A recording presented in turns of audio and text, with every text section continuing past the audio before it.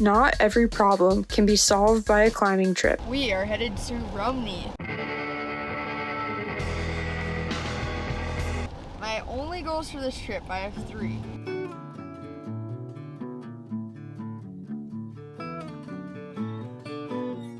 I want to get on a multi-pitch. I want to practice rappelling. And because it's also our first time in New England, I want to eat a bowl of lobster bisque. Other than that, this whole trip is a surprise. I love campgrounds where you can see the climbing area right above it. It's so promising. You can see a blue shirt climbing up there. So the approach itself is right above our campground. And I mean, like, it's a minute approach. We're already at the crag. I see it. It's right here. The rock looks like wood. I just walked past something that I thought was a big stump, and it was a rock. We've had a weird couple of months where we just haven't been able to get outdoors. And I know for me, like, it's felt really frustrating. I have this list of things that matter to me in my life. There's 7 things on it. 2 of them, making art and getting outside to climb. And so I'm very, very happy to be back. The goal of the first day was to get on a bunch of single pitch routes to get used to the unfamiliar rock type and style. We hung out at a crag in the meadows called Center Section for most of the morning.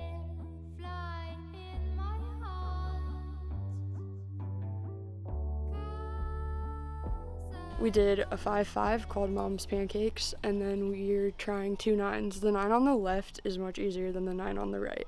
Our favorite route at this crag was a 5-9 called Hippos on Parade. I particularly enjoyed the overhung section because it provided just enough of a challenge but was still manageable. The interesting thing about climbing on schist is that a lot of the holds are not extremely apparent until you're up and above them, at which point they aren't as useful as they would have been a few moves ago. It definitely provided for some interesting climbing mentally as you searched for which hold to grab next. Lies and Propaganda, another 5-9 to the right, was an alright route, but we found it to be a lot more puzzling than Hippos on Parade. The 5-8 that I just did is the perfect example of if someone doesn't know what slab is. It is like, I don't know how tall it is, but it's fairly tall for a slab. It's a 5-8, and man, my calves are on fire. I had to take twice just because my calves are like so painful, and it's also pretty scary. Definitely very interesting. I liked it. It was just terrible. I had to laugh later because at the climbers' campground we were staying at, the AAC put up a poll of climbers' best and worst routes in the meadow, and much to my amusement, Bolt Line was listed in both categories. We didn't get to try it, but next time we go back to Rumney, I really want to try the 510B Rubicon. Next, we moved over to the adjacent crag called No Money Down to round out our first day with a handful of short and somewhat similar routes. Dung Beetle 5.8+, Easy Terms 5.8, False Modesty 5.7, and last but not least, Rose Garden 5.7. There was actually a climber there who knew the person that bolted Rose Garden and said that it was named after his daughter Rose. I think it's so cool that we live in an era of climbing where the people who put up these routes are still around to tell us their stories. One interesting part of climbing here is that I'm assuming a lot of Canadians come down from Quebec, and so we've just been hearing French all day at the crag. It's pretty cool.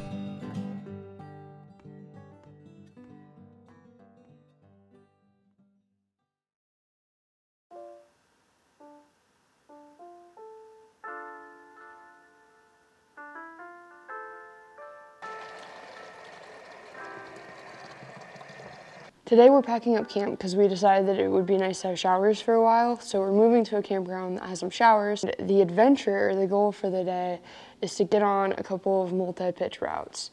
We have some picked out at the main cliff right. They're all around 2 to 3 pitches, so nothing crazy, but it'll be fun to get on a multi-pitch, especially on this style of rock. It's 8:15. We got to the parking lot because everyone was saying like, hey, it gets busy early.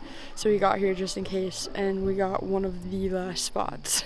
Like I said at the beginning of this, one of my main goals for this trip was to practice multi-pitch routes. I really enjoy single-pitch sport, but in the future, some of the big dreams that I have involve being extremely confident and familiar with building anchors, belaying someone from up above, and rappelling. These are all skills that I know how to do, but I don't get to practice them all that often, so Rumney felt like the perfect opportunity. We are climbing a 2-pitch climb called Crowd Pleaser. Jed, how did you like that first pitch? It was good. It's weird because like sometimes when you go into routes knowing that they're gonna be like a 5-7, you forget like there might be a hard section. So there was like one section where it was actually like vertical climbing, and I was like, oh wow, I wasn't expecting to actually need to try. I loved the first pitch. I thought that was really fun climbing. It was yeah, it was really good. I would definitely highly recommend this route so far. This rock is totally different than the rock yesterday, which is crazy because it's like the same mountain, same area. And then up at the top, it gets wood-like again. Look at that. That's so weird. This is incredible. Wow. Oh, and when it all turns to autumn, it would be even better. I'm at the top of the first pitch. That was a very just awkward placement of your body. It wasn't hard at all. There was all like giant jugs and things you could wedge yourself into, but it was very different. This one was just weird, and it's less fun when it's just weird climbing that feels forced the whole way.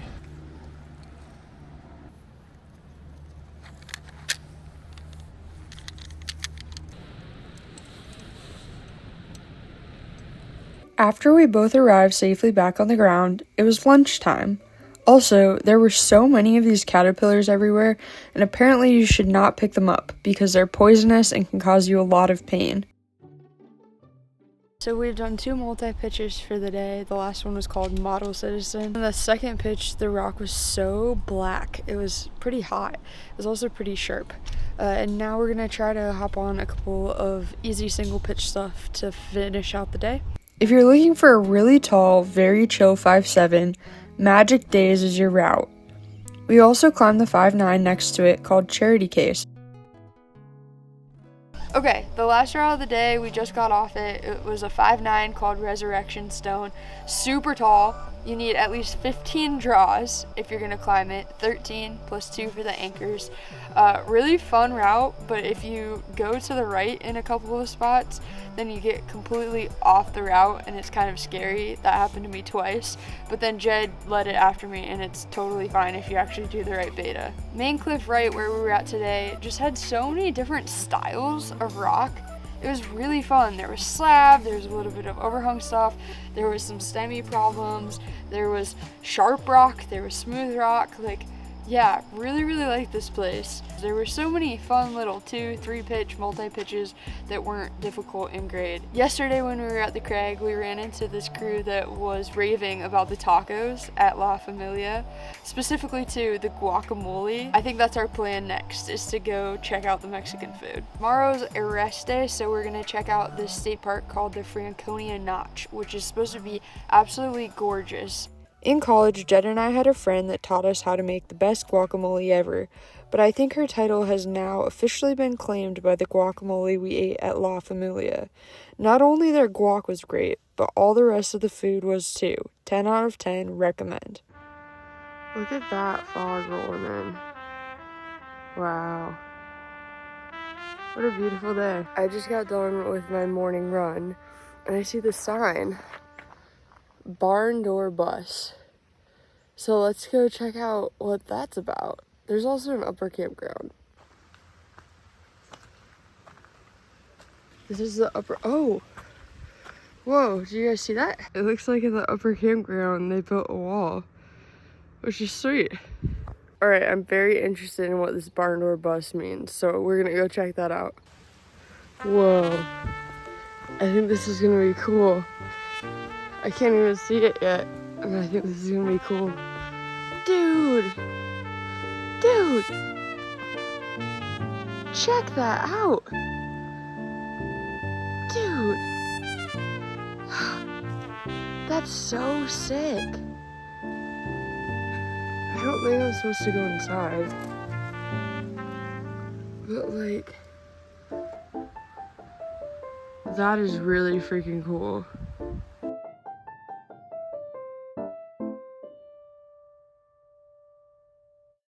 Basically, way up there, it used to look like an old man's face, but in 2003, part of the big block that held it on fell off, so now it doesn't really look like it anymore, but it's still very cool. That face is incredible. Oh, it looks so slabby.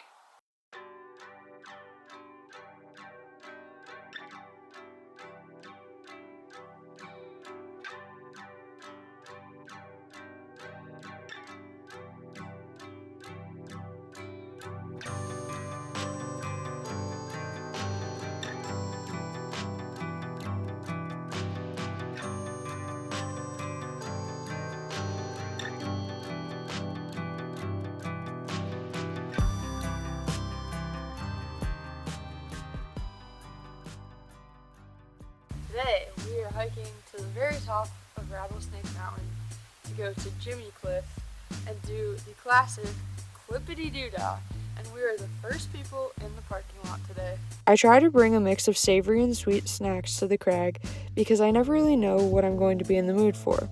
I also like to bring food that doesn't have to be refrigerated. If you have any good crag snack recommendations, you should let me know in the comments. So you'd think that this is a wooden bridge, but it's literally a rock. Oh, it's so cool. We have made it to the top of the mountain-ish. There's a left side and a right side of Jimmy Cliff, and we're looking for the left side, so we're trying to double check to see where we're at. In the parking lot, you said that we were gonna go to the top of Rattlesnake Mountain. And I said people are probably gonna point out that we're not going to the top. And then I checked the map and we're like halfway to the top of Rattlesnake Mountain. And there's a crag that's higher in the mountain than we are right now. Oh no.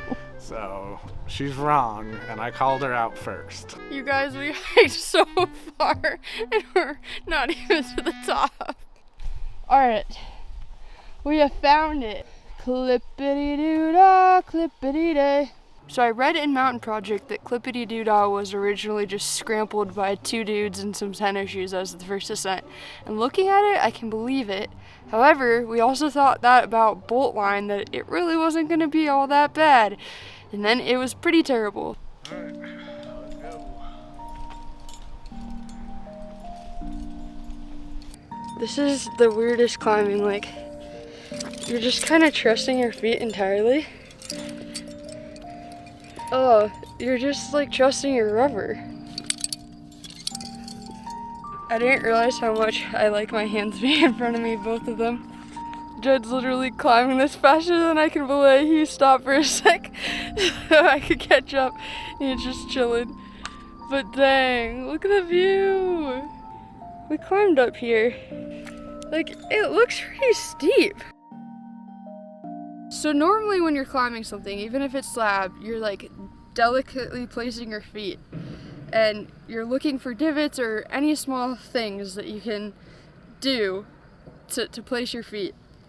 But on this, you're just walking and you're just hoping and trusting that the friction will hold you. Just smears the whole way. I remember a while back we were gonna solo the flat irons, and then it was way too snowy, and I'm kind of glad that we didn't. I don't think that I want to now. Now that I've had this experience on a rope. I don't know how similar they are, but they're similar in grade and then also kind of style, so yeah, this is crazy. I'm so glad that we did this. I'm having one of those moments where you look back and you see how far you've come, because I just put my harness on wrong by accident, but I know how to fix it. And I just remember I used to put my harness wrong all the time. And yeah, I've just came a long way. It's cool. So if you're just getting started or you've been doing it for a while, like, take some time to look back on how far you've come. Alrighty, next up is Lady and the Tramp. It's supposed to be a very similar route just to the right of Clippity-Doo-Dah. I seem to have lost any footage of Lady and the Tramp, so enjoy this staring contest that I got into with this chipmunk instead. This next climb is called Things I Never Learned. It's a 5'9", and apparently the crux is between the first and second bolt. Because I was expecting the crux in between the first and second bolt, I paid a lot more attention to that part of the route.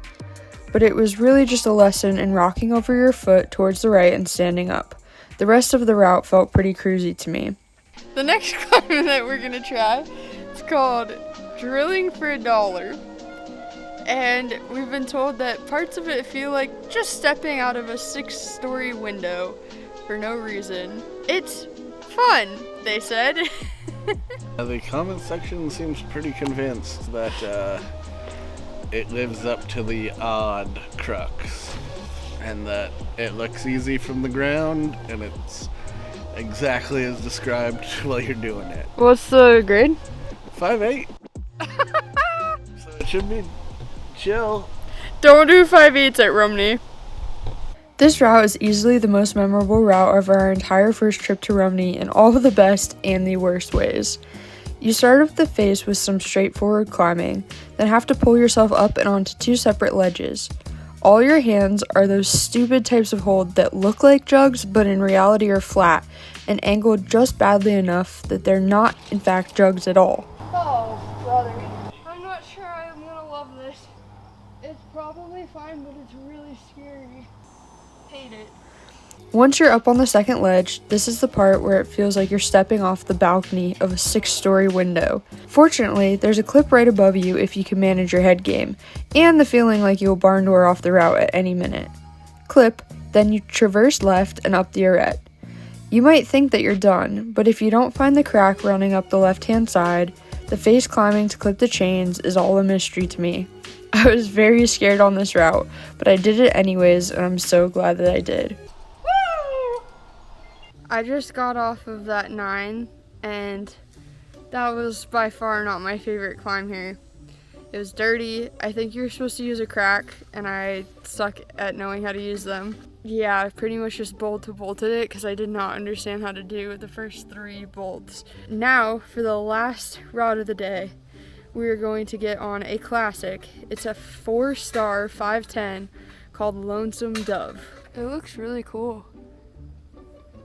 I always like arête climbs. I'll spare you the badly shot climb where you can't even really see me, to be honest, especially because I didn't manage to finish it either. But Lonesome Dove is definitely on the list to climb again on our next trip to Rumney, and I see why it's so highly rated.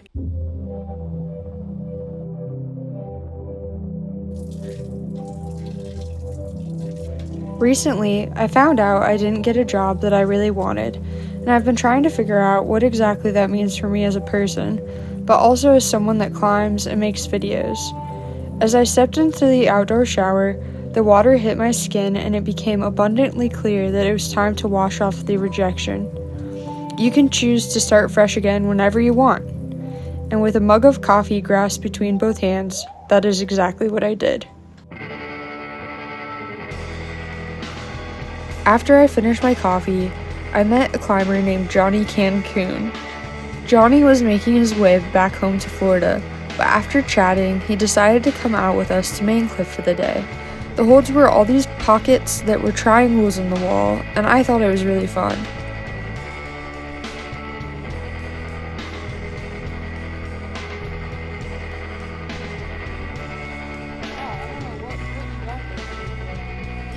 He made that look way better than both of us.